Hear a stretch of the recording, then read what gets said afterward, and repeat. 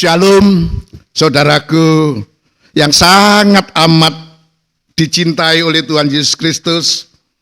Mari pada kesempatan yang baik yang Tuhan karuniakan kepada kita hari ini, untuk kita lanjutkan pemahaman kita terhadap ungkapan rahasia ruangan Maha Suci. Dan kita sekarang sudah seharusnya berada di dalam ruangan Maha Suci itu,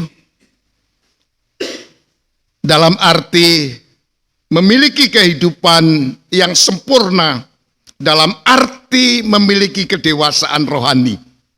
Ya, pada season yang ke-38 ini, saya ingin mengajak kita bersama-sama untuk melanjutkan pemahaman kita terhadap arti daripada sempurna, dalam arti memiliki kedewasaan, sebagaimana telah dijelaskan di dalam season yang ke-37 pada minggu yang lalu, bahwa untuk mencapai atau untuk memiliki kehidupan yang sempurna dalam arti kedewasaan rohani itu sangat ditentukan terhadap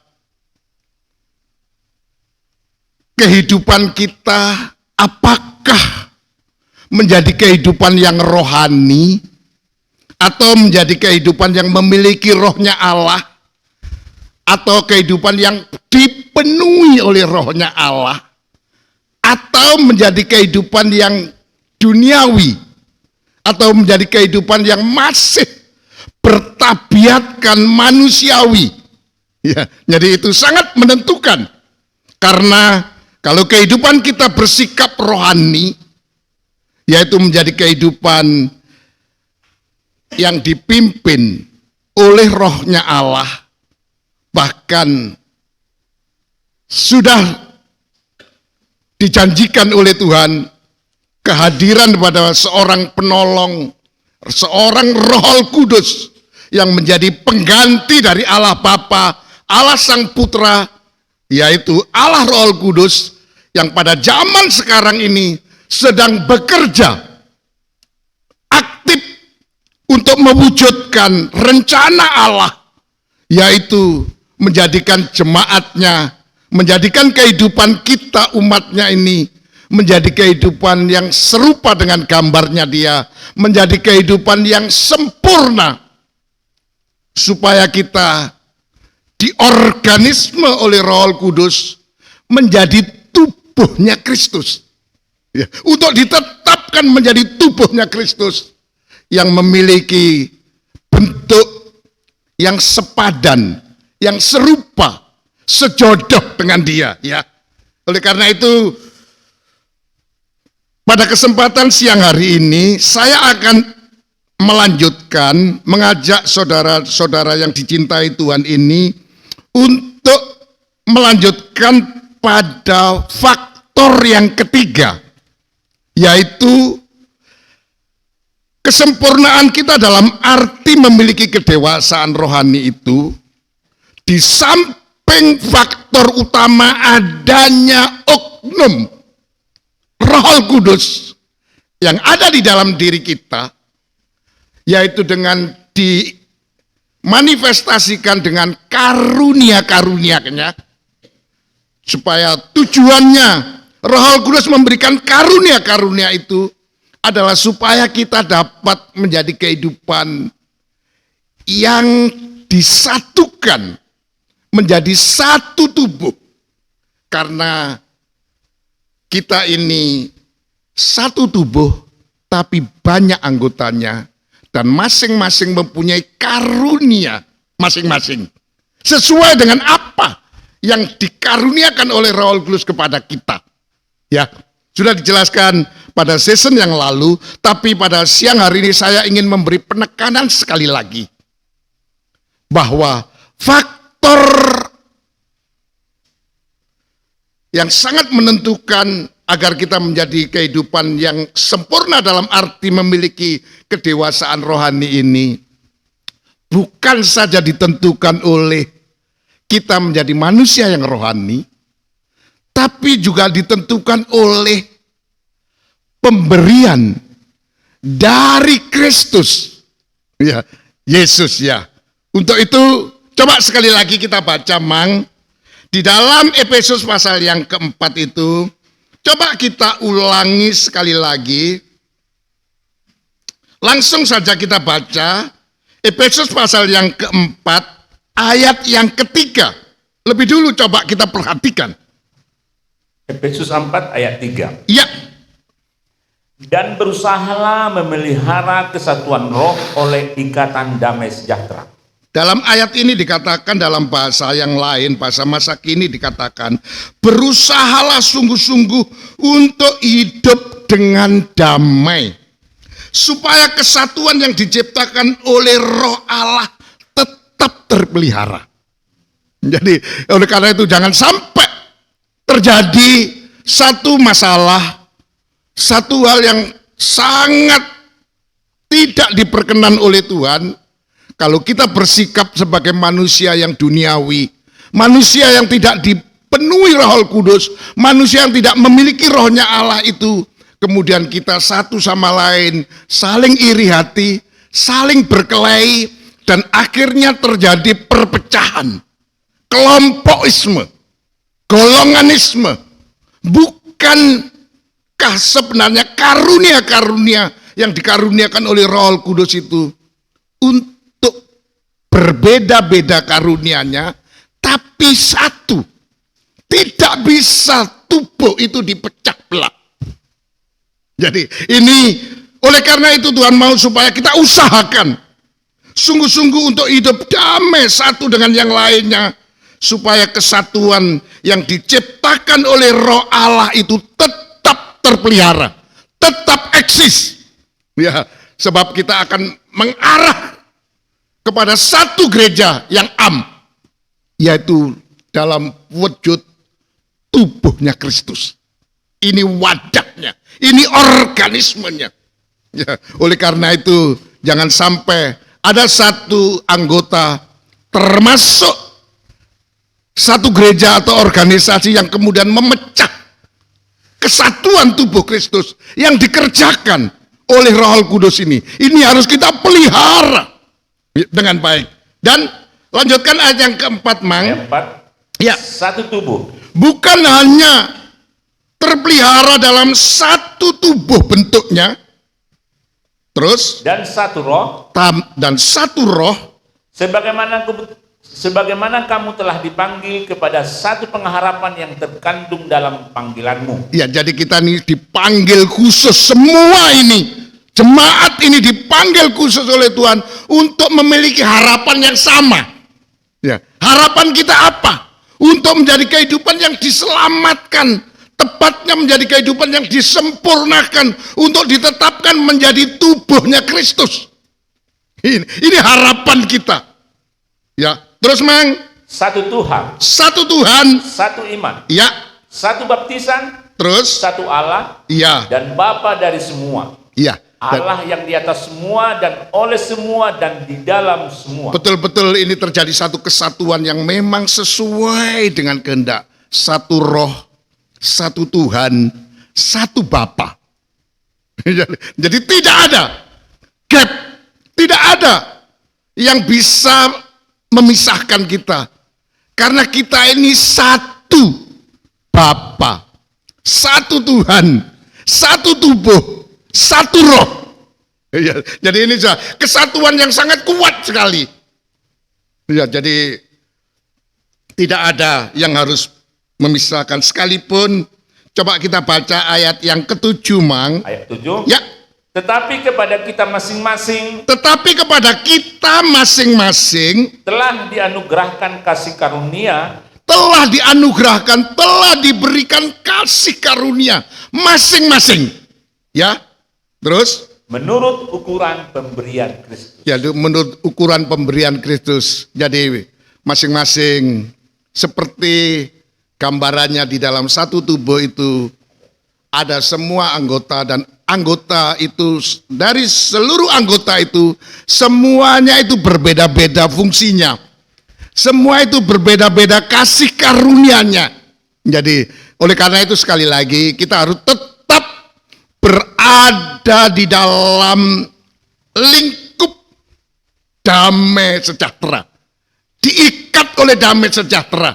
Jangan dengan emosi, dengan kedagingan, dengan keduniawian.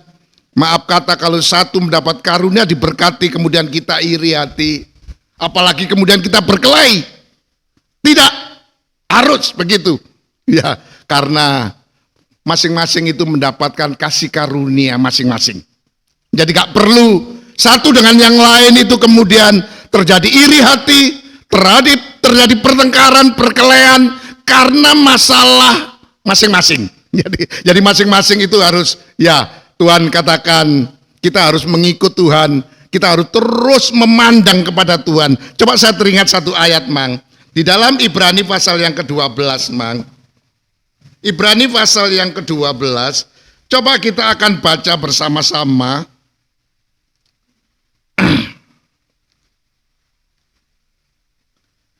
Kita baca langsung saja, Mang, kepada, ya sudah ayat 1, kita mulai dulu ayat 1 ya.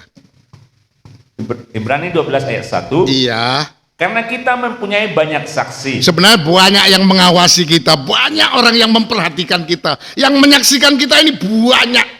Ya, maaf kata salah sedikit, wah sudah di era yang canggih ini ya, bisa terjadi berita hoak dan sebagainya. Terus, Mang, Bagaikan awan yang mengelilingi kita, bagaikan awan yang mengelilingi kita, kita tidak bisa menghindar terhadap fakta ini. Terus, marilah kita menanggalkan semua beban. oleh karena itu marilah kita menanggalkan semua beban. Semua apa yang memberatkan kita, yang tidak menyenangkan kita, beban itu mari kita lepaskan, tanggalkan itu. Terus, Dan dosa yang begitu merintangi kita. terutama dosa yang merintangi kita. Ya, konteksnya hari ini adalah dosa iri hati dan perkelahi ini. Kita lepaskan, kita hindarkan ya. Jangan, Sam. Terus, Dan berlomba dengan tekun dan berlomba dengan tekun. dalam perlombaan yang diwajibkan bagi kita. Ya, dan berlomba. Ini kita harus masuk di dalam, saya katakan perlombaan kita ini sudah berada di grand final. Jadi memang harus apa ya, betul-betul siap di dalam menghadapi perlombaan yang akhir yang menentukan ini. Apakah kita juara atau tidak? Terus kan, Mang? Ayat 2. Ya. Marilah kita melakukan dengan mata yang tertuju kepada Yesus. Marilah kita melakukan perlombaan ini. Ini perlombaan ini, ya maaf ya, di dalam perlombaan ini bisa. Kadang-kadang kita satu tim di grand final ketemu gitu. Jadi ya satu dengan yang lainnya, yang saling kenal, saling apa. Ya, tapi namanya perlombaan harus kita bertanding dengan fair.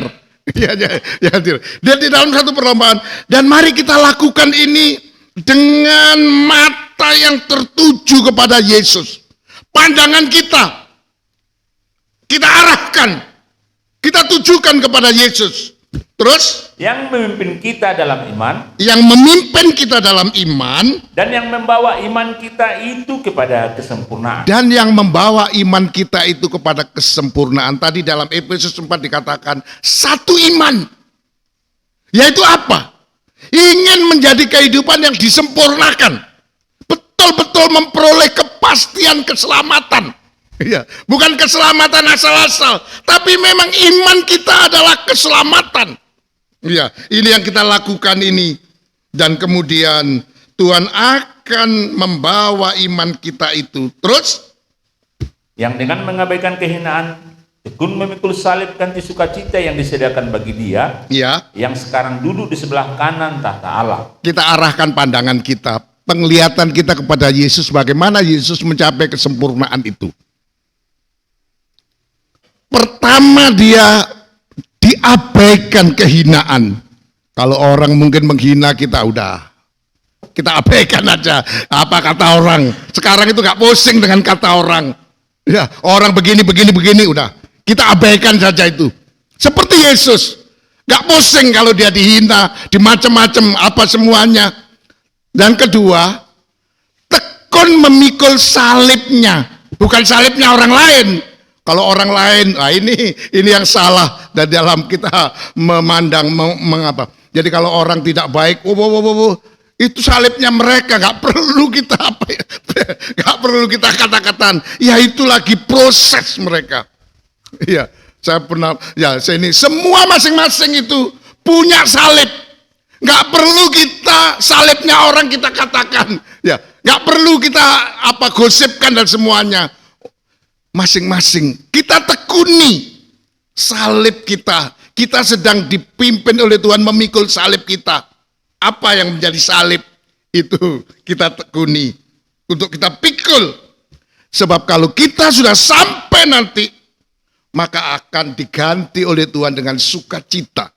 Bahkan di sini dikatakan sukacita yang disediakan, kemudian duduk di sebelah kanan. Inilah pandangan kita harus sana. Kita abaikan kehinaan, kita pikul salib kita masing-masing sampai kita mendapatkan satu posisi. Wah, ini posisi yang strategis, yang tidak bisa dicapai atau diberikan kepada orang, hanya orang-orang yang diberi tempat itu.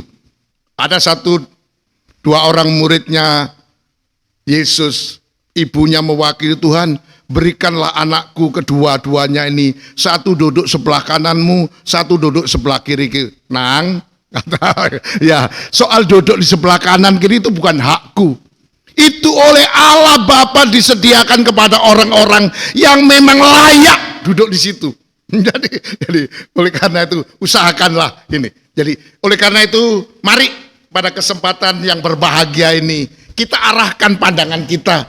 Kita arahkan penglihatan kita kepada Yesus yang sekarang ini sudah berada dalam ruangan Maha Suci sebagai imam besar yang sedang melayani kita, yang sedang bekerja untuk kita, yang sedang memberikan kepada kita makanan yang keras.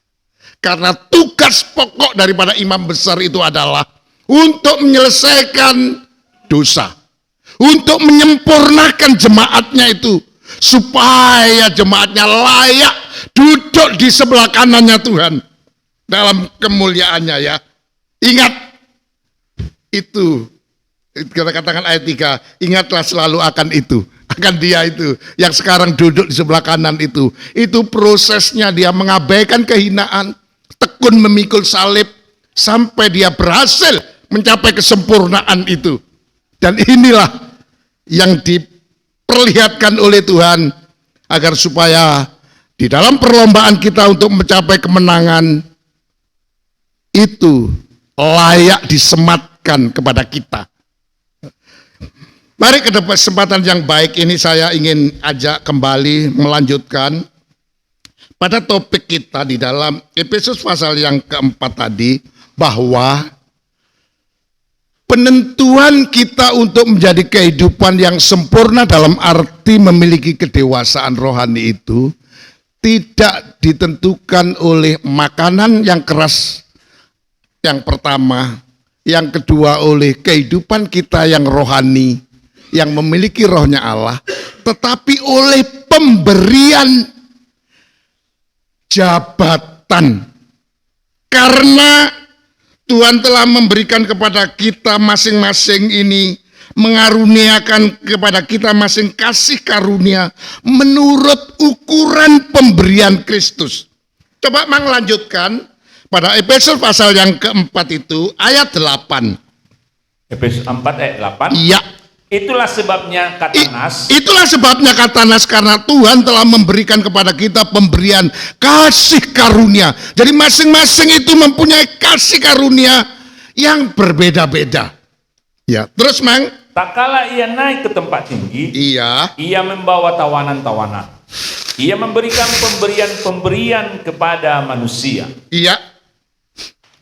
Terus ayat 9. Bukankah ia telah naik? Bukankah ia telah naik? Berarti bahwa ia juga telah turun ke bagian bumi yang paling bawah. Ke bagian bumi yang paling bawah. Ini sudah di liang ya, di tempat yang paling bawah di bumi itu tempatnya kematian di situ. Di situ Yesus yang telah naik itu diawali oleh karena dia turun ke bumi paling bawah.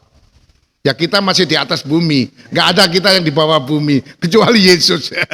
Dia masuk ke bawah bumi 3 hari dan sesudah itu dia bangkit dan sudah bangkit dia naik. Jadi kenaikan Tuhan atau kematian, kebangkitan dan kenaikan Tuhan itulah yang kemudian oleh Tuhan apa? Memberikan atau melepaskan orang-orang yang terikat, yang tertawan itu untuk kemudian diberikan karunia atau pemberian-pemberian. Teruskan Mang ayat 10 Mang. Ia yang telah turun, Iya. ia juga yang telah naik. Perhatikan ia yang Jauh telah lebih tinggi daripada semua langit dan dia naik jauh lebih tinggi dari semua langit. untuk memenuhkan segala sesuatu.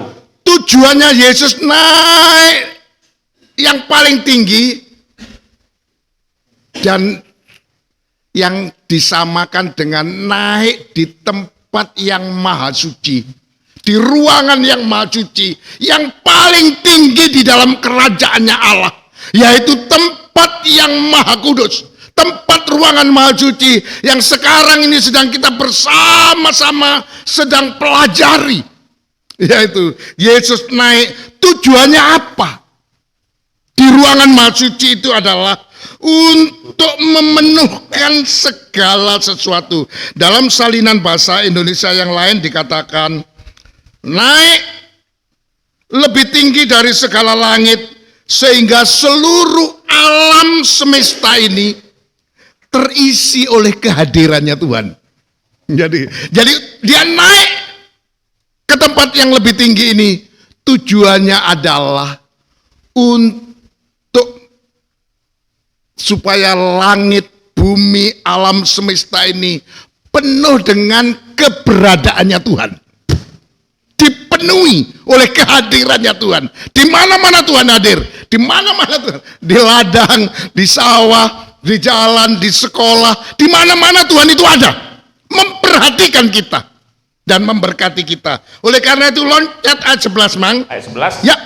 Dan ialah yang memberikan baik rasul-rasul Dari tempat tinggi itu kemudian dia memberikan kepada tiap-tiap orang, diangkatnya menjadi rasul, terus maupun nabi-nabi, diangkat yang sebagian menjadi nabi-nabi, baik pemberita-pemberita Injil, dan memberikan kepada orang-orang jabatan nabi-nabi, diangkat menjadi nabi dan penginjil-penginjil.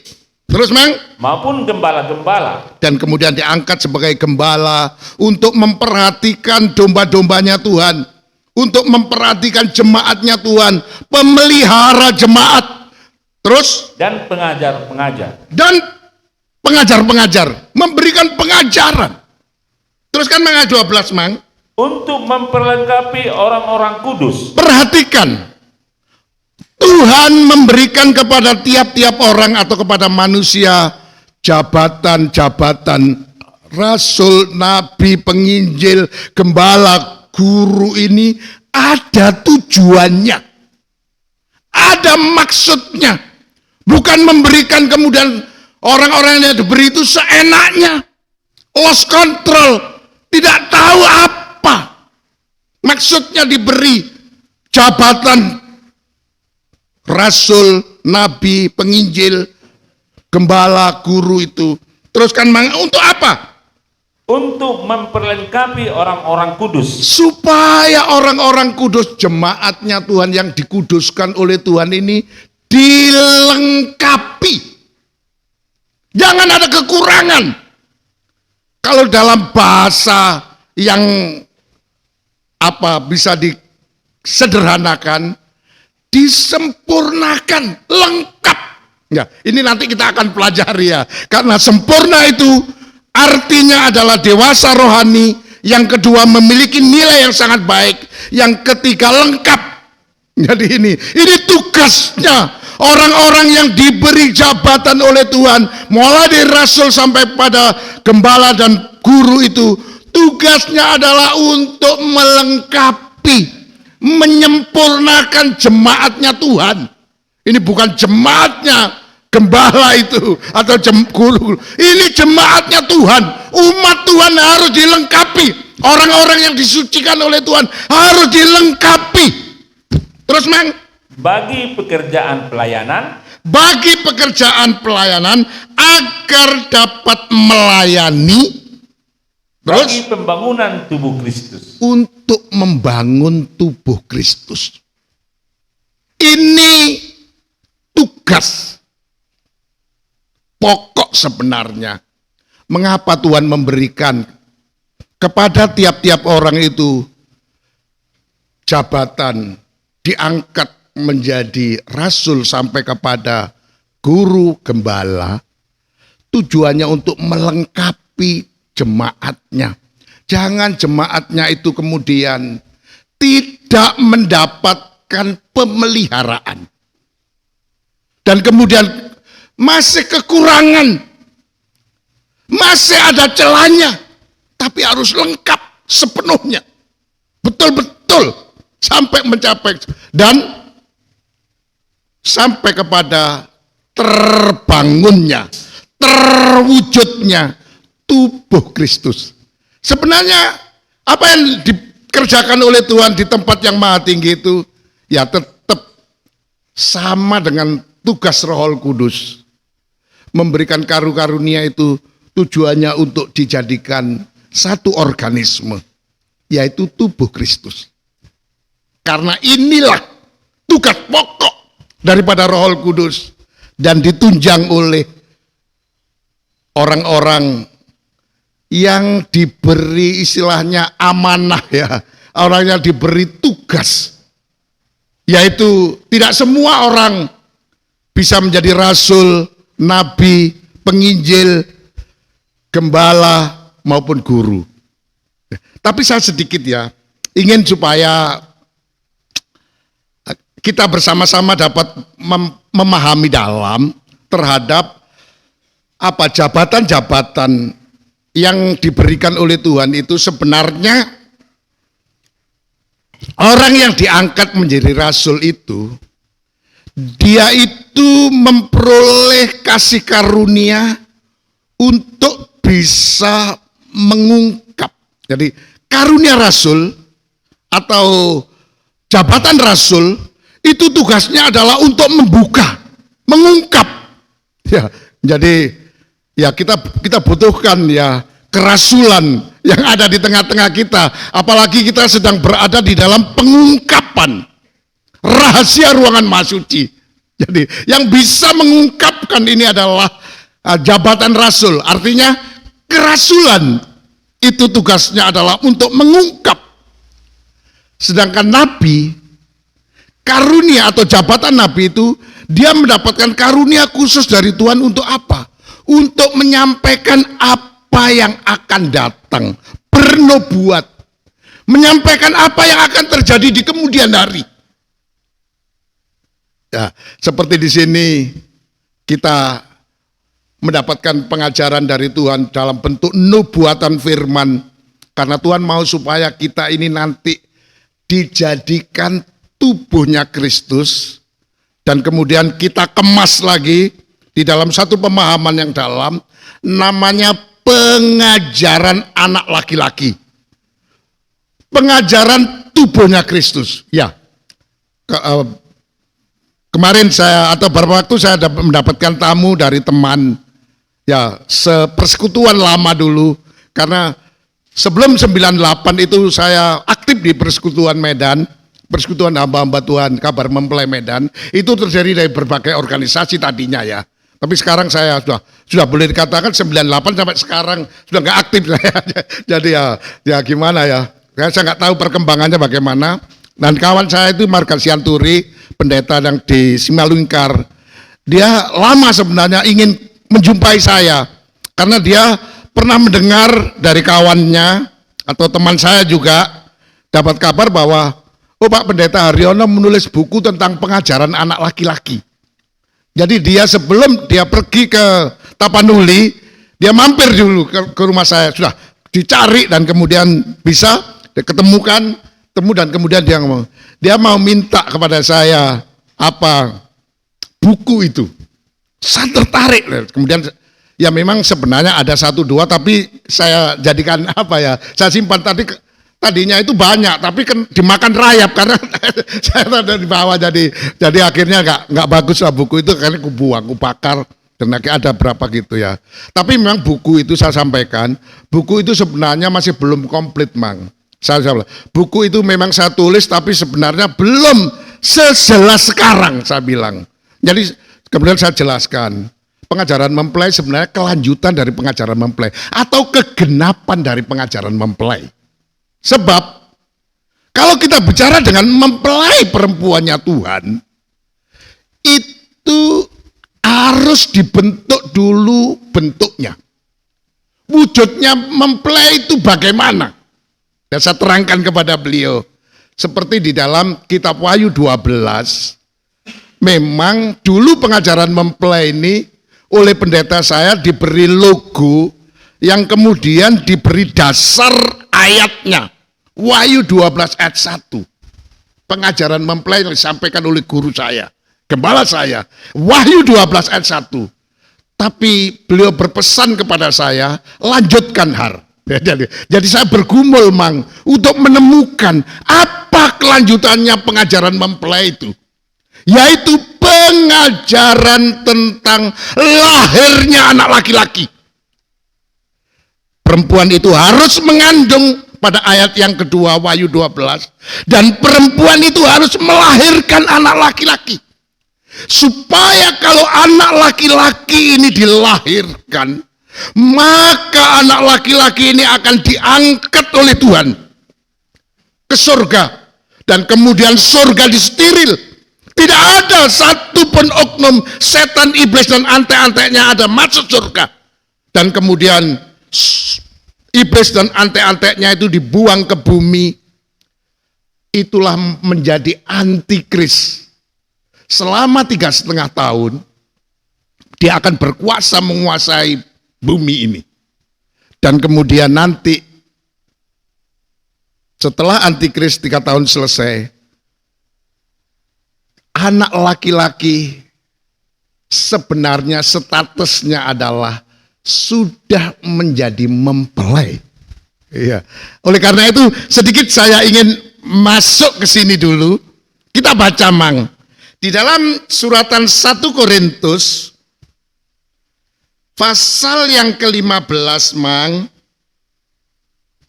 Kita baca langsung saja ayat 45, Mang. Atau mungkin ayat 44 lebih dulu ya, Mang. Ayat 44b saja, Mang. Mungkin 1 Korintus 15 ayat 44b. Iya. Jika ada tubuh alamiah, tubuh jasmaniah, maka ada pula tubuh rohaniah. Ini yang harus tahu ya. Di dalam ayat 44a dikatakan, pertama yang ditaburkan adalah tubuh alamiah dulu. Kemudian yang dibangkitkan tubuh rohaniah. Jadi ada tubuh alamiah, tapi juga ada tubuh rohaniah. Contohnya Yesus. Ketika menjadi tubuh alamiah, kemudian dia mati, bangkit, dan kemudian dia tampil sesudah dibangkitkan. Dalam kurun 40 hari dia masih ada di bumi, menunjukkan kepada murid-muridnya, ini loh aku yang gak percaya, coba masukkan jarimu ke lubang. Ini sekarang ini menjadi tubuh rohaniah. Bentuknya tubuh rohaniah. Tapi langsung, Mang, kita baca ayat 45. Ya. Seperti ada tertulis dalam Alkitab kita, manusia pertama Adam menjadi makhluk yang hidup. Terus, tetapi Adam yang terakhir menjadi roh yang menghidupkan. Saya bacakan dalam bahasa Indonesia terjemahan sederhana ya. Seperti yang tertulis dalam kitab suci, manusia pertama yaitu Adam menjadi makhluk yang hidup, menjadi tubuh jasmani yang dihidupkan. menjadi makhluk yang hidup. Tetapi orang yang seperti Adam yang terakhir, ini perhatikan, yaitu Kristus, adalah roh yang memberi hidup. Jadi ini ada Adam pertama, Adam yang terakhir, yaitu Kristus. Sama-sama memiliki kemampuan untuk memberi hidup. Ya, jadi kehidupan pertama itu berasalnya dari Adam. Semua, tapi sudah sampai Yesus. Sekarang ini dikerjakan oleh Roh Kudus, maka Adam yang terakhir yaitu Kristus itu akan menghidupkan dalam tubuh yang rohani. Jadi menjadi tubuh rohani. Karena ada tubuh jasmani, ada tubuh rohani. Jadi tubuh rohani itu berasal dari Kristus. Karena dialah yang memberi kehidupan rohani. Ya, dan tadi dikatakan dalam Efesus pasal yang keempat, dia akan memenuhkan segala sesuatu. Tapi saya ingin pada kesempatan siang hari ini, kita lebih dulu memahami tentang keberadaannya Adam yang terakhir, yaitu Kristus. Ya, ada satu, kalau kita ingat Adam, ya, Adam itu adalah manusia sebenarnya yang dicipta oleh Tuhan serupa dengan gambarnya Allah. Tapi dia seorang diri saja, sehingga oleh Tuhan dinilai tidak baik. Ya, karena belum bisa menggambarkan tentang pribadi Tuhan dalam arti jamak, tapi satu. Ya, sehingga sedikit ini ini sejarah terjadinya atau pembentukan manusia. Yang saya kaitkan nanti dengan pengajaran anak laki-laki, yang saya jelaskan dengan kawan saya Marga Sianturi, ya, kawan lama saya. Dan kemudian dia bercerita, akhirnya dia menerima. Tapi inilah terjadi satu persepsi yang salah pengertian saya. Dan kemudian pokoknya Pak Har, saya datang ke sini minta sangu ini, saya bilang. Karena dia sebenarnya tujuannya mau ke Siantar langsung ke Tapanuli. Maksudnya sangu itu dia minta buku saya. Jadi, tapi saya salah persepsi ya. Waduh, ya mungkin ya saya kasih amplop. Wah, saya nggak mau dia. Bukan ini Pak Ar, dia tanya. Apa? Buku. Waduh, ya maaf Mang, saya bilang gitu. Jadi gini aja lah Mang. Nanti saya itu nanti akan belum saya bukukan. Tapi sekarang ini saya sedang mengungkapnya pengajaran anak laki-laki itu dalam persepsi yang kelanjutannya pengajaran mempelai, yaitu pengajaran anak laki-laki itu, yaitu berbicara tentang ungkapan ruangan maha suci. Dan itu sudah saya videokan Mang. Saya bilang, saya videokan, itu Sarah yang ngerjakan, saya bilang. Dia yang mengupload ke YouTube dan kemudian kita sharekan. Saya bilang sama dia, nanti Amang sudah bisa, jadi coba sekarang Amang aja. Karena dia sudah punya, mana sekarang ada hamba Tuhan nggak Android, saya aja ya. Jadi dia, coba Mang cari dulu, cari aja Pendeta Haryono. Oh ya muncul ya, oh ya ini. Jadi ini Amang bisa ikuti dulu. Nanti memang kalau bukunya belum saya bisa belum saya edit, belum saya semuanya. Jadi pelan-pelan itu nanti saya masih mengungkap dulu. Nanti kalau udah selesai, kalau Tuhan izinkan, saya diberi kekuatan oleh Tuhan, saya akan bukukan, saya bilang. Oh iya gitu ya, jadi dia senang. Kan kemudian saya jelaskan bahwa pengajaran anak laki-laki ini sebenarnya adalah pengajaran tentang Kristus yang adalah Adam yang terakhir. Yang mempunyai tugas menghidupkan tubuh rohani. Untuk menjadikan tubuh yang rohani ini. Jadi dari itu kemudian, sebab kalau kita teringat Adam, manusia yang sempurna itu, kita nggak bisa lepas terhadap tubuhnya Adam. Untuk dibentuk oleh Tuhan di era Adam, memang dari tulang rusuknya Adam itu kemudian diambil. Sesudah itu dibentuk dibentuk oleh Tuhan menjadi seorang perempuan. Dan sudah terwujud, perempuan itu kemudian dibawa oleh Allah ke hadapan Adam. Adam, ini loh temanmu yang sepadan denganmu, temanmu yang serupa dengan gambarmu, yaitu perempuan ini. Yang kita kenal berikutnya adalah Hawa. Dan kemudian Adam langsung mengatakan, ini bukan saja istriku, tapi dia adalah tubuhku, tulangku, pribadiku. Betul-betul tubuhnya anak laki-laki Adam.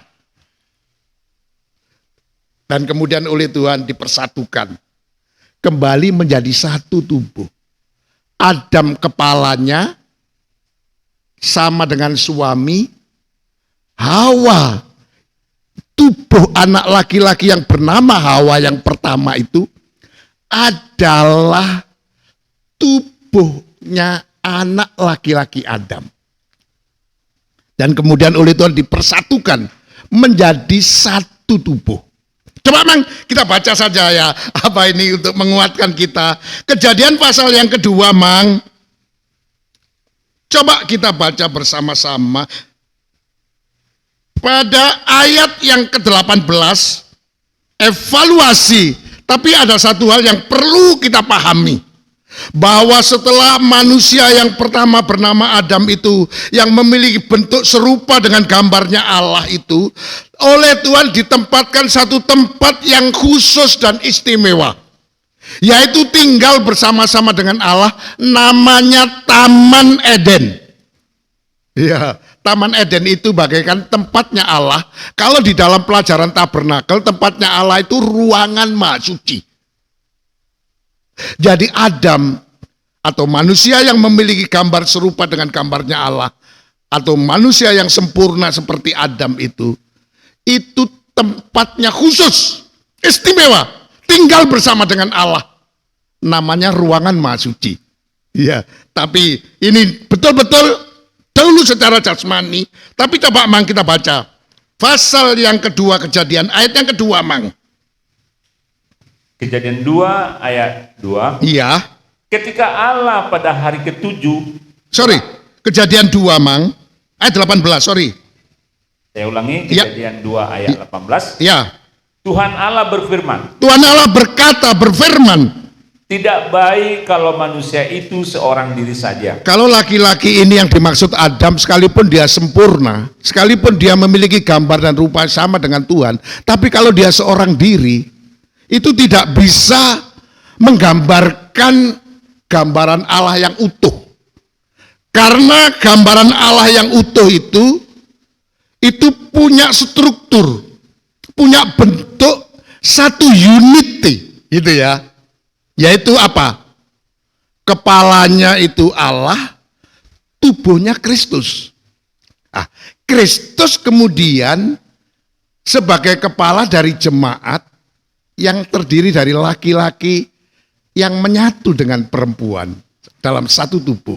Jadi ini sistem struktur bentuk Allah jamak tapi satu. Ya. Allah Bapa itu kepala dari Kristus. Kristus itu tubuhnya Allah Bapa. Jadi kalau kita ingin tahu Allah yang tidak nampak itu, kita bisa melihat Kristus. Karena di dalam Kristus itulah Allah berdiam, berlembaga secara utuh. Di dalam Kolose dijelaskan, seluruh kepenuhan Allah itu ada dalam Kristus. Karena Kristus itu tubuhnya Allah. Ya, sedikit ini satu hal. Tapi coba Mang lanjutkan Mang dulu ayat 18 itu. Ayat 18, ya. Aku akan menjadikan penolong baginya. Aku menjadikan baginya seorang penolong yang sepadan dengan dia. Perhatikan, di dalam dalil pernikahan, ya saya cepatkan saja, itu rumusnya adalah suami dan istri itu harus memiliki kesepadanan.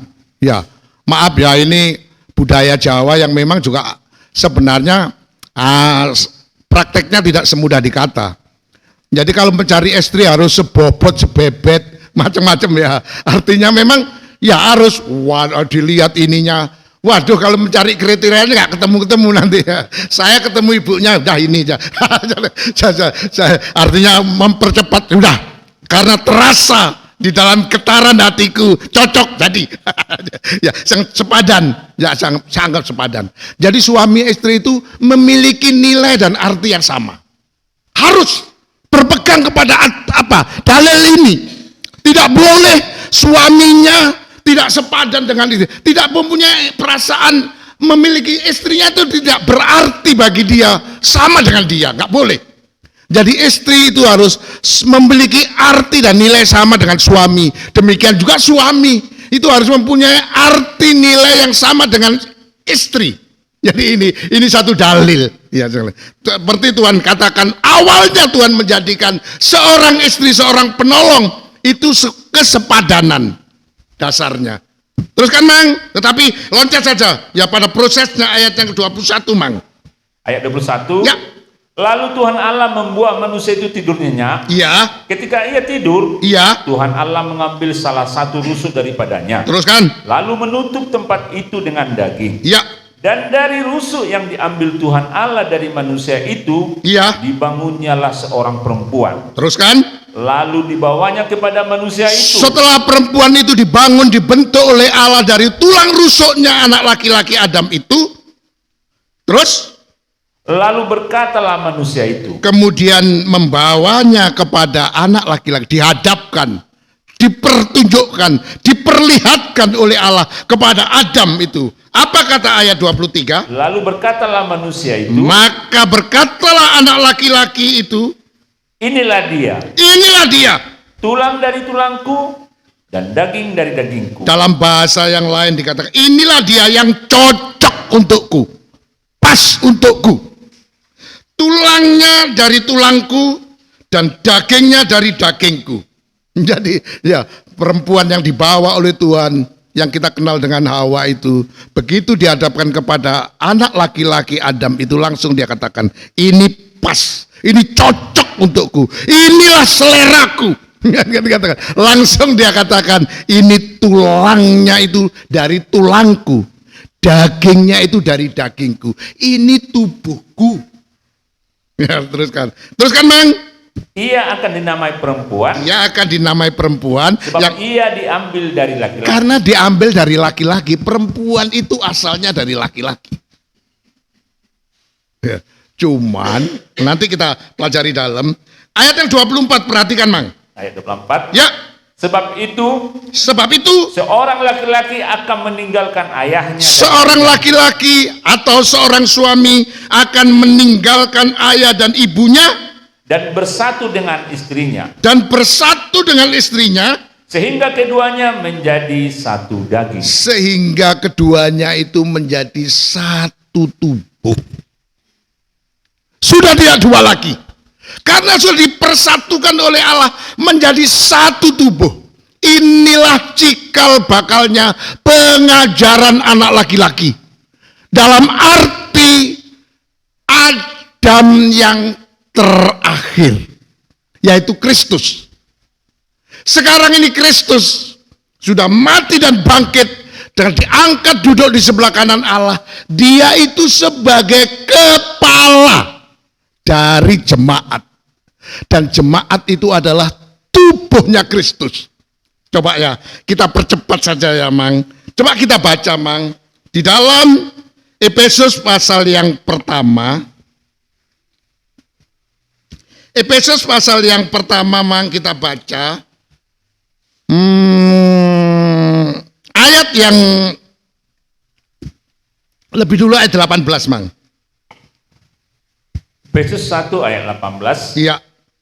Dan supaya ia menjadikan mata hatimu terang, Iya. agar kamu mengerti pengharapan apakah yang terkandung dalam panggilannya, Iya. betapa kayanya kemuliaan bagian yang ditentukannya bagi Orang yang dipanggil Tuhan itu sudah disediakan oleh Allah kemuliaan. Allah sudah menyediakan harapan yang betul-betul menjanjikan. Allah akan janjikan kepada kita umatnya untuk memperoleh warisan namanya kemuliaan, kesempurnaan. Dan untuk itu maka Allah kemudian menyatakan atau Allah menurunkan yang namanya kuasanya yang hebat. Kuasanya yang luar biasa itu. Kuasa apa? Kuasa membangkitkan dari orang mati. Yaitu contoh soalnya praktek awal kuasa itu digunakan adalah kepada Yesus. Dipakai oleh Allah kuasa yang dahsyat untuk memperoleh kemuliaan itu. Allah menurunkan kuasanya yang hebat dengan menurunkan namanya kuasa kebangkitan. Ya, saya langsung saja kita baca ayat 19, Mang. Agak cepat sedikit, Mang. Ayat 19. Ya. Dan betapa hebat kuasanya bagi kita yang percaya. Betapa hebat kuasanya bagi kita yang percaya. Percaya dan dipanggil. Terpanggil dan yang percaya. Tuhan akan memberikan kuasa yang hebat. Kuasa di atas segala kuasa. Apa itu, Mang? Terus? Sesuai dengan kekuatan kuasanya. Sesuai dengan kekuatan kuasanya. Sesuai yang dimiliki oleh Allah. Sesuai juga yang dimiliki oleh Yesus. Terus, Mang? Yang dikerjakannya di dalam Kristus. Iya. Dengan membangkitkan dia dari antara orang mati. Iya. Dan mendudukan dia di sebelah kanannya di surga. Teruskan, Mang. Jauh lebih tinggi dari segala pemerintah. Iya. Dan penguasa. Terus? Dan kekuasaan dan kerajaan. Dan tiap-tiap nama yang dapat disebut. Teruskan, Mang. Bukan hanya di dunia ini saja. Bukan hanya di dunia ini saja. Melainkan juga di dunia yang akan Sampai datang. nanti di dunia akan datang segala kekuatan kuasa itu tidak bisa menandingi kuasa kekuatan yang dimiliki oleh Yesus. Tidak bisa, tidak sebanding. Dia kuasanya hebat, mampu membangkitkan, mampu menjadikan kehidupan itu menjadi kehidupan yang rohani. Seperti tadi di dalam Efesus pasal yang keempat, dia memberikan jabatan-jabatan itu tujuannya supaya jemaat itu dilengkapi. Jemaat itu disempurnakan dan dibangun menjadi satu tubuh Kristus. Ini tujuannya. Ya, ini sama. Tuhan itu menggunakan kuasanya yang hebat membangkitkan Yesus. Ayat 22, Mang. Dua. Ya. Dan segala sesuatu telah diletakkannya di bawah kaki Kristus. Segala sesuatu apa saja itu, kekuatan, kuasa, apa saja yang ada itu, semua diletakkan di bawah kaki Kristus. Semua tidak berdaya di dalam Kristus, diinjak oleh Kristus. Terus? Dan dia telah diberikannya kepada jemaat. Dan dia telah diberikannya kepada jemaat. Apa? Sebagai kepala. Sebagai kepala. Ini ketetapan Allah. Di samping dia punya kuasa, dia punya kekuatan, dan semua segala sesuatu itu telah ditaklukkan oleh Tuhan di bawah kaki Tuhan. Dan yang paling penting untuk kita terima adalah dia telah diberikan kepada jemaat sebagai kepala. Coba kita baca, Mang, ayat yang ke-23. Ayat 23. Perhatikan. Jemaat yang adalah tubuhnya. Jemaat itu sama dengan tubuhnya Kristus. Yaitu apa? Kepenuhan, yaitu kepenuhan dia. Ya, yang memenuhi semua dan segala sesuatu. Jemaat yang dipenuhi oleh Kristus, oleh Roh Kudus, oleh kuasa Allah, itu adalah tubuhnya Kristus. Jadi jemaat yang menjadi tubuhnya Kristus itu adalah, dalam bahasa Indonesia terjemahan masa kini dikatakan demikian ya. Jemaat adalah tubuh Kristus. Yaitu disempurnakan oleh dia yang menyempurnakan segala sesuatu dimanapun juga. Jadi jemaat yang disempurnakan itulah yang disebut sebagai tubuhnya Kristus. Tubuhnya anak laki-laki. Ya itu sebabnya saya katakan anak laki-laki yang dilahirkan oleh perempuan yang berselubungkan matahari, berdiri atas bulan, bermahkotakan 12 bintang, itu adalah jemaat yang disempurnakan. Statusnya dia adalah tubuhnya Kristus. Jadi ini sudah Kristus adalah kepalanya jemaat yang disempurnakan. Jadi kalau kita ringkaskan dalam Efesus 1 ini adalah jemaat yang disempurnakan, jemaat yang kepenuhan Kristus itu adalah tubuhnya Kristus. Oh, haleluya. Oleh karena itu, sungguh apa yang dikatakan nanti akan terjadi kegenapan. Di dalam Efesus pasal yang kelima, penyerahan tubuhnya Yesus sebagai bukti kasihnya Tuhan kepada jemaat. Begitu luar biasa. Tuh sungguh tadi saya sangat gemetar menyanyikan Aku Mengasihi Tuhan. Saya rasa digetarkan jiwa saya. Karena apa? Tuhan betul-betul mengasihi kita. Coba mang kita baca Efesus pasal yang kelima itu. Efesus pasal yang kelima itu pada ayat yang ke-25 mang. Efesus 5 ayat 25. Iya. Hai suami, Hai suami, kasihilah istrimu kasihilah istrimu. sebagaimana Kristus telah mengasihi. Contoh seorang suami mengasihi istrinya adalah sama seperti Kristus mengasihi jemaat. Terus mang? Dan telah menyerahkan dirinya baginya. Bukan hanya kata-kata I love you mah. Bukan. Ya, aku sayang padamu mah. Bukan. Tapi dengan bukti menyerahkan hidupnya, menyerahkan tubuhnya. Kalau di dalam Ibrani pasal yang ke-10, menyerahkan dirinya kepada istrinya itu. Ya, seperti Kristus menyerahkan dirinya untuk jemaat. Dirinya itu hanya untuk jemaat. Tubuhnya Kristus yang adalah dirinya itu untuk jemaat. Oh, teruskan ayat 26. Untuk menguduskannya. Tujuannya Yesus mengasihi jemaat dengan bukan kata-kata, dengan praktek mengasihi jemaatnya itu. Tujuannya adalah untuk menguduskannya. Terus? Sesudah ia menyucikannya dengan memandikannya dengan air dan firman. Ya, dengan dimandikan jemaat itu dengan firman-Nya. Kita bersyukur oleh Tuhan kelimpahan firman luar biasa. Karena Tuhan bertujuan untuk membersihkan kita, untuk menguduskan kita. Terus men? Supaya dengan demikian melakukan, Tuhan memberikan ajarannya, memberikan firman-Nya untuk membersihkan kita, untuk menyucikan kita ini. Supaya apa mang? Ia menempatkan jemaat di hadapan dirinya. Supaya dia dapat menempatkan jemaat di hadapan dirinya. Seperti Adam tadi. Ya, supaya setelah Hawa terbentuk, Hawa itu dihadapkan kepada Adam. Terus? Dengan cemerlang. Iya. Tanpa cacat. Tanpa cacat. Atau kerut.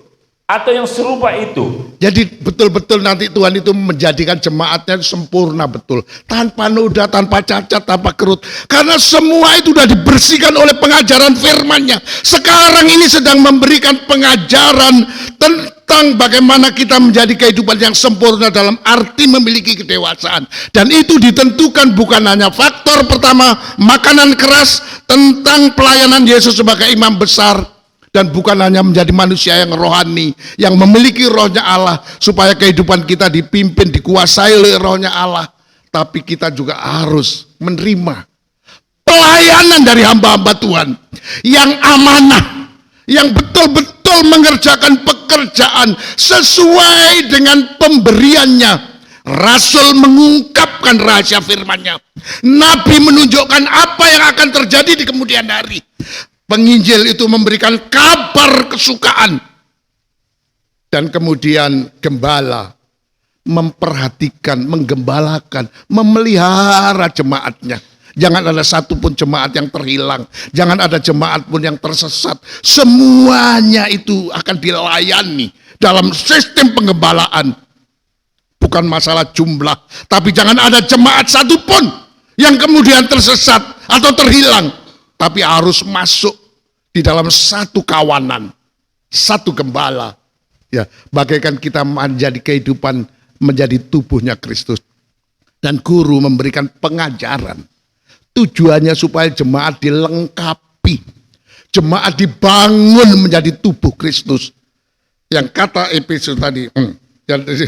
Dan kemudian coba Mang, saya agak sedikit cepat Mang. Langsung kita baca selanjutnya Mang. Ayat 28 dan seterusnya biar agak sedikit. Ayat 28. Ya. Demikian juga suami Ya. harus mengasihi istrinya sama Harus, seperti tidak boleh tidak. sendiri. Tidak bisa ditawar. Suami harus mengasihi istri. Contohnya itu jelas, bukan contoh asal-asal. Kristus mengasihi jemaat. Karena jemaat itu oleh Kristus dianggap sebagai tubuhnya. Ya, sebagai istrinya. Terus Mang, Sama seperti tubuhnya sendiri. sama seperti tubuhnya sendiri. Seperti Kristus mengasihi tubuhnya sendiri. Apa tubuhnya? Jemaat. Jemaat yang mana? Jemaat yang disempurnakan. Itu tubuhnya Kristus. Dan kalau kita menjadi anggota tubuhnya Kristus, jangan coba-coba. Teruskan Mang. Siapa yang mengasihi istrinya, Iya. mengasihi dirinya sendiri. Iya. Sebab tidak pernah orang membenci tubuhnya sendiri. Perhatikan. Tidak pernah ada orang membenci tubuhnya.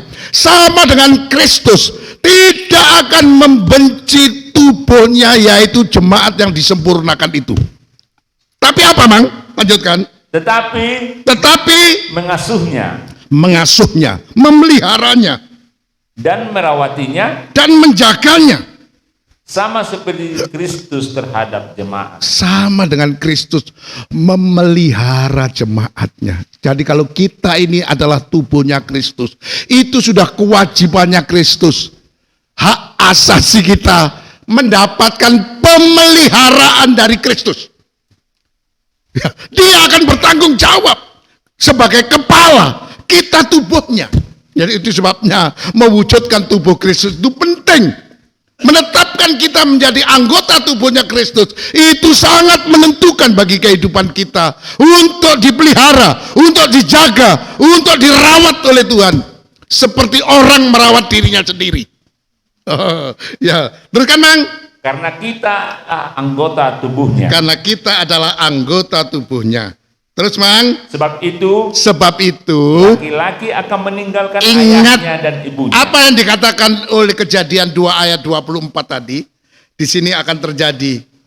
Ayat yang ke-31, sebab itu seorang laki-laki akan meninggal ayah dan ibunya untuk menjadi satu dengan istrinya dan keduanya akan menjadi satu tubuh. Teruskan Mang, bacakan terus. Dan bersatu dengan istri. Bersatu dengan istrinya, Sehingga keduanya itu menjadi satu daging. satu daging, satu tubuh. Tidak bisa. Satu bentuk unit. Dari jamak menjadi unit. Satu. Terus? Rahasia ini besar. Teruskan. Tetapi yang aku maksudkan ialah hubungan Kristus dan jemaat. Kalau kita ini adalah tubuhnya Kristus,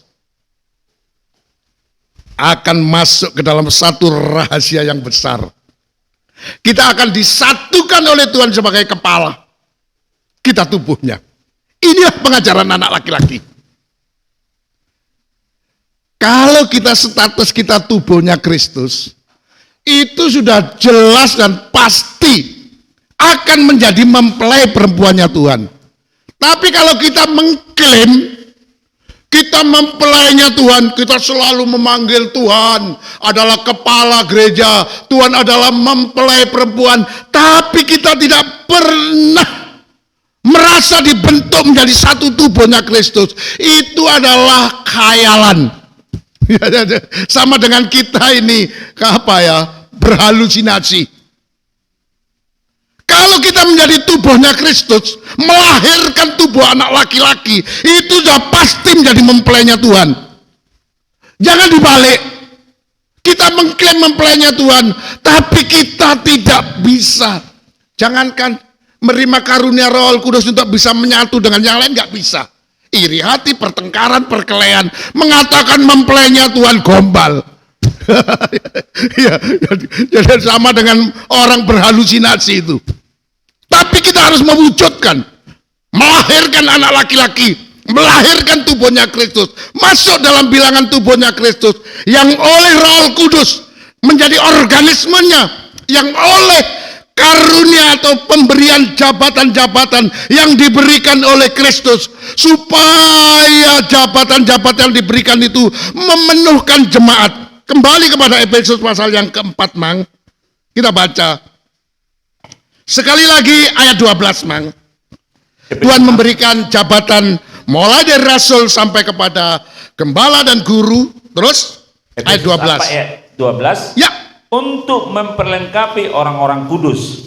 tujuannya jabatan-jabatan diberikan. Saya katakan tadi, seorang rasul itu adalah mengungkapkan rahasia firman. Seorang nabi itu akan memberitahukan apa yang akan terjadi di kemudian hari. Sudah terjadi dan akan terjadi. Itu namanya firman nubuatan. Dan kemudian seorang penginjil itu akan memberikan kepada kita kabar yang menggembirakan, kabar kesukaan, kabar yang baik. Memberikan kepada kita kesempatan untuk bertobat sampai menjadi kehidupan disempurnakan. Dan gembala itu memelihara jemaat. Guru itu memberikan pengajaran. Kalau kita mendapatkan karunia pembukaan firman, mendapatkan firman nubuatan, mendapatkan kabar baik, dan kemudian mendapatkan penggembalaan, pemeliharaan dari Tuhan yang selalu dipelihara, dan kemudian diberi pengajaran, itu tujuannya untuk melengkapi, memenuhkan, agar jemaat ini menjadi jemaat yang tidak kekurangan, komplit alias sempurna, dan menjadi bangunan di tubuh Kristus. Oleh karena itu sekali lagi ini diberikan oleh Tuhan. Tujuannya adalah, teruskan, Mang. Untuk memperlengkapi orang-orang kudus. Ya. Bagi pekerjaan pelayanan. Ya. Bagi pembangunan tubuh Kristus. Bagi pembangunan tubuh Kristus. Kalau tubuh Kristus terbentuk, ayat 13 perhatikan. Sampai kita semua telah mencapai kesatuan iman. Imannya satu. Sudah nggak lain-lain. Kepingin menjadi tubuhnya Kristus.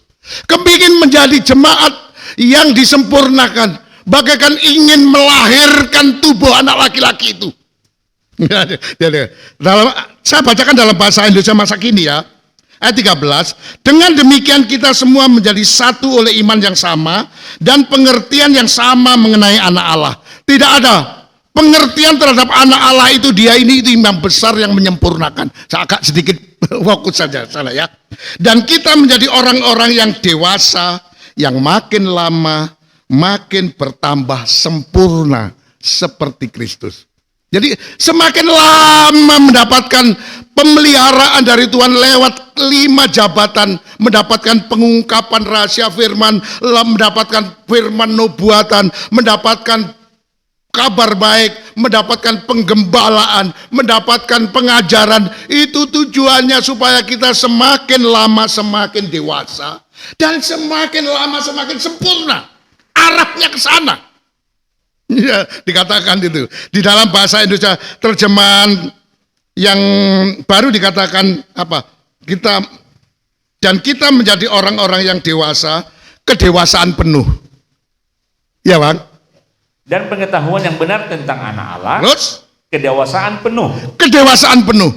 Ini tidak bisa. Kedewasaan penuh itu sama dengan kesempurnaan. Semakin lama semakin sempurna. Terus dan tingkat pertumbuhan yang sesuai dengan kepenuhan Kristus. Sampai kepenuhan, kesempurnaan Kristus. Full Kristus. Penuh kesempurnaan itu ya. Terus ayat 14, Mang. Ayat 14. Ya. Sehingga kita bukan lagi anak-anak. Ya. Yang diombang-ambingkan oleh permainan palsu manusia. Betul-betul orang dewasa yang tidak bisa dipermainkan oleh siapapun. Hamba Tuhan bagaimanapun. Datang kepada kita membawa ajaran-ajaran macam-macam.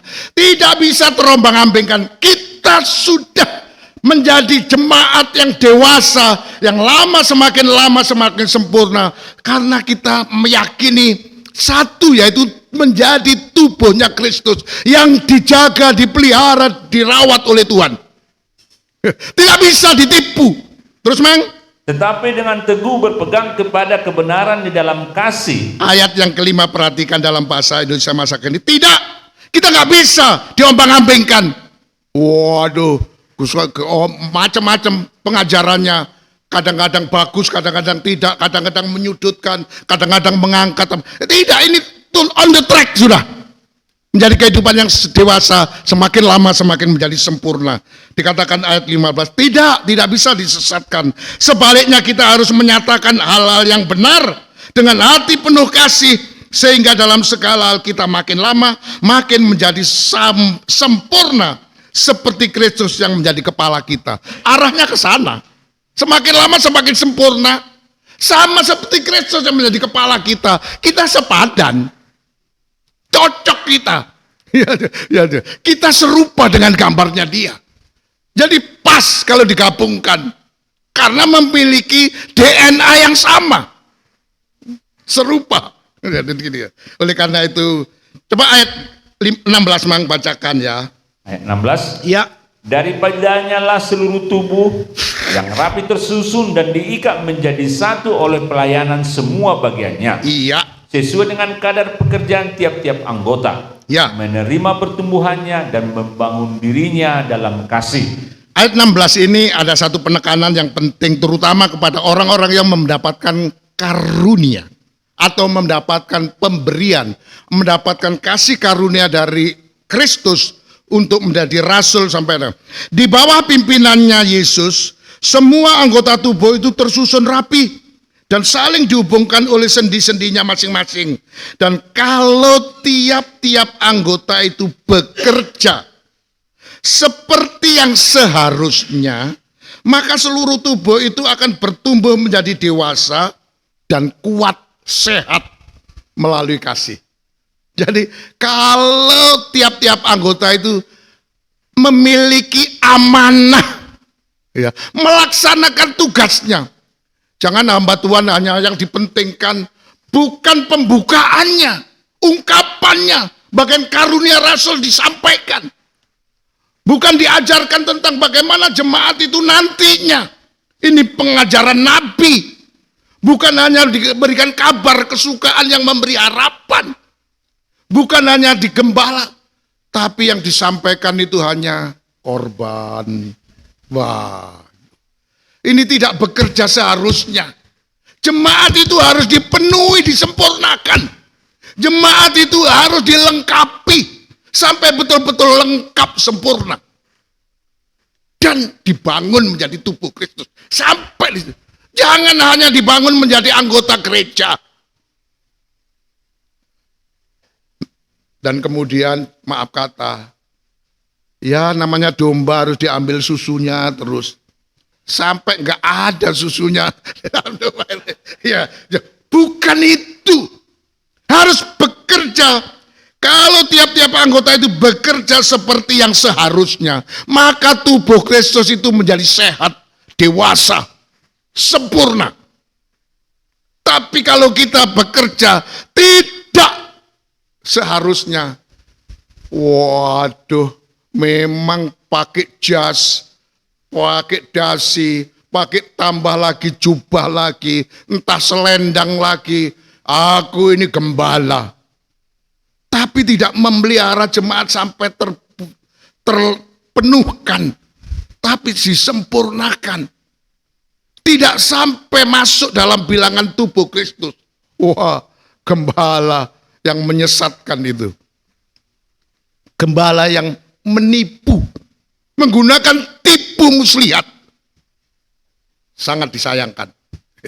Tapi nanti kita akan perdalam pada season yang ke-38 ini. Penting. Seorang hamba Tuhan yang mendapatkan jabatan dari Tuhan itu harus amanah supaya dapat menentukan jemaatnya, supaya dapat menentukan umatnya menjadi kehidupan yang dewasa atau menjadi kehidupan yang sempurna dalam arti memiliki kedewasaan yang makin lama makin sempurna, sama seperti Kristus yang menjadi kepalanya. Oh, semoga apa yang Tuhan sampaikan kepada kita siang hari ini sungguh-sungguh memberkati. Oleh kemurahan Tuhan, sekalipun penggembalaan di tempat ini sangat amat sederhana dan tidak banyak jumlahnya, kita bersyukur. Ya, saya sendiri merasa berterima kasih kepada Tuhan Karena kerasulan itu sempat diungkapkan oleh Tuhan. Bahkan Tuhan membawa kita sekarang ini kepada pengungkapan rahasia ruangan mak suci. Yang di dalamnya itu dapat pengajaran Yesus sebagai imam besar menurut pola Melkisedek, yang memungkinkan kita untuk menjadi kehidupan yang disempurnakan. Bukan pola menurut Taurat yang tidak mungkin menyempurnakan itu, tapi betul-betul ini bahkan makanan yang dihidangkan kepada kita. Dan kita juga mendapatkan satu pengajaran bahwa Tuhan akan membawa kita nanti, sekarang sedang dalam proses terjadi dan akan terjadi. Itu karunia Nabi, yaitu kita akan menjadi tubuhnya Kristus, menjadi jemaat yang disempurnakan, menjadi bagaikan melahirkan anak laki-laki. Karena kita akan mewujudkan tubuh Kristus. Dan kalau tubuh Kristus sudah terwujud, sudah jelas seperti Adam mengakui Hawa, itu adalah tubuhnya. Dan kemudian dia adalah dinamakan perempuan atau dinamakan sebagai istrinya. Mempelai perempuannya. Jadi gak usah kita nuntut menjadi mempelai. Wujudkan dulu tubuh Kristus. Lahirkan dulu tubuh anak laki-laki. Baru itu pengajaran mempelai yang benar. Semoga apa yang Tuhan sampaikan kepada kita siang hari ini, Tuhan Yesus Kristus yang adalah imam besar kita menurut pola Melkisedek, berkenan memberkati kita untuk menetapkan kehidupan kita menjadi kehidupan yang dibangun oleh Tuhan, menjadi tubuh Kristus, jemaat yang disempurnakan, jemaat yang dewasa, yang makin lama makin menjadi sempurna, sama seperti Kristus yang menjadi kepala kita. Arah kita ke sana. Kiranya Tuhan imam besar menurut Melkisedek memberkati saudara-saudara yang sangat dicintai oleh Tuhan, juga memberkati saya. Amin.